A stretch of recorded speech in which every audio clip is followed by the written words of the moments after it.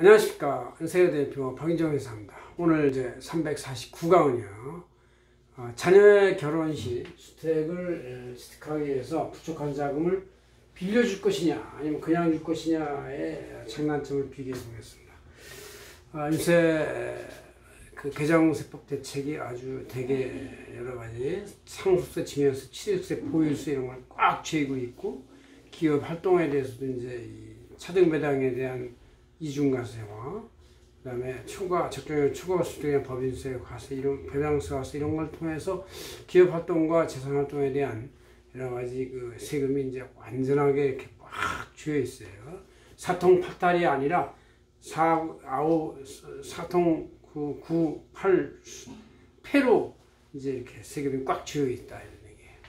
그건 자연서 이제 이렇게 자녀들이 결혼을 할 수 있는데, 결혼할 때 당연히 워낙에 값이 올라가니까 전세밖에 할 수가 없죠. 자기들은 전세도 못해야 뭐 저기 서울 외곽에 이렇게 되어 있는데, 그나마 적정 지역에 주택을 살려면 부모가 약간의 돈을 양가 부모에서 대줘서 공동명의로 취득하는 수밖에 없는 상황이 되어 있습니다. 그래서 그걸 한번 사례가 접수됐고 물어보기에 제가 이거 한번 강의해 보겠습니다. 그래서 그 강의 내용을 이번 주 2020년 9월 2일자 안전시행자는 표지에다가 이렇게 한번 써봤습니다. 여러분들이 이걸 찰칵하시면 될 것 같고요. 네, 좋습니다. 이걸 여기다 이렇게 A4 풀었으니까 한번 보시면 되겠습니다.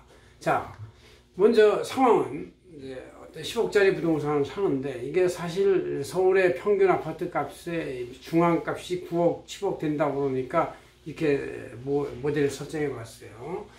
2명에서 5년 동안 사회생활 열심히 하면서 1인당 2억 원씩 벌었다. 그래서 이제 2억 플러스 2억 해서 이제 그렇다고 치고 전세금을 끼고 이제 사는 거예요. 사놓는 것이죠. 이게 갭투자 같이 보이지만, 갭투자는 이제 전세금이 뭐 반 이상 될 때 얘기를 하는 것이고, 여기서 10억 중에 3억밖에 안 되니까 그래서 이제 사기 위한 유일한 수단이죠. 거기다 차입금까지 꼈어요. 그래서 이때 차입금을 낄 것이냐 아니면 증여를 받을 것이냐, 이거에 차이가 있는데, 양가무로부터 5억을 증여를 받으면 2.5억씩 받으면 되겠죠.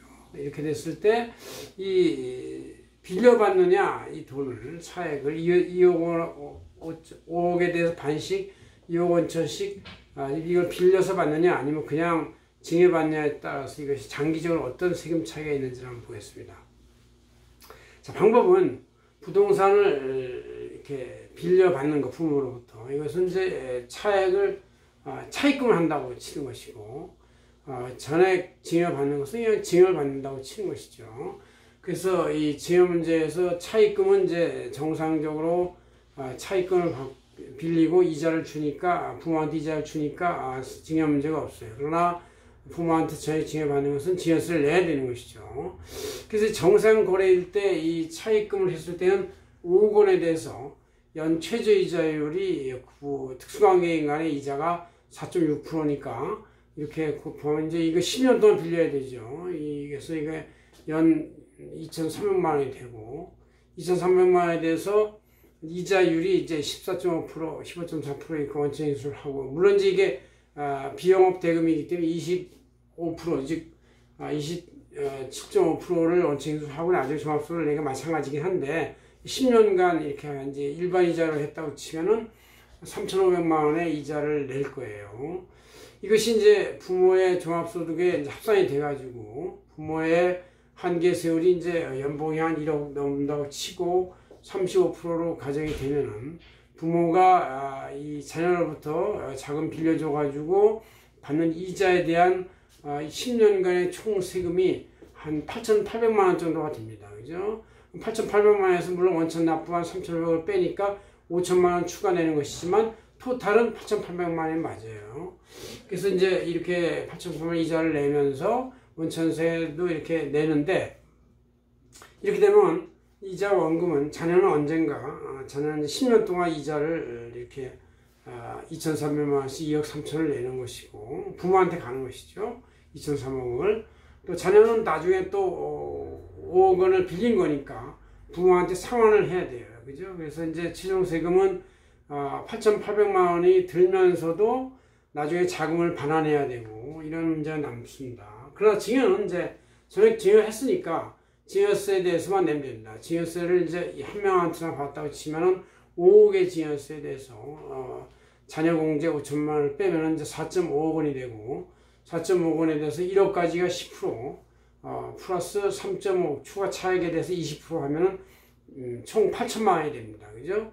그러니까 이것은 이자 소득세 10년간에 8,800만 원하고 거의 비슷한 돈이죠. 그래서 근데 그렇지만 이제 증여의 경우는 그냥 8천만 원만 증여세를 내면은 이걸로 종결되니까 자녀가 나중에 5억을 다시 반환해야 할 필요가 없습니다. 이걸로 종결되는 것이다 하는 얘기죠. 따라서 어떤 결혼할 때 차액 부족 자금을 줄 때 아니면 빌려주거나 그냥 줄 때 빌려주면 8천만 원의 이자가 발생하면서 나중에 반환 문제가 생기고 그냥 주면 증여세가 8천만 원 종결되면서 반환 문제가 없다 이런 얘기가 되는 것이죠. 그래서 이런 차이가 있다는 걸 그래서 우리가 나이가 30살 넘긴 자녀들한테는 이제 증여를 해도 그렇게 도덕적 해이감이나 모럴 해지대가 생기지는 않을 거예요. 그렇지만 세금은 거의 비슷하게 발생하기 때문에 부모 입장에서 볼 때 자녀가 결혼할 때 최초 하긴 이제 웬만한 중산층 20억, 15억밖에 안 되는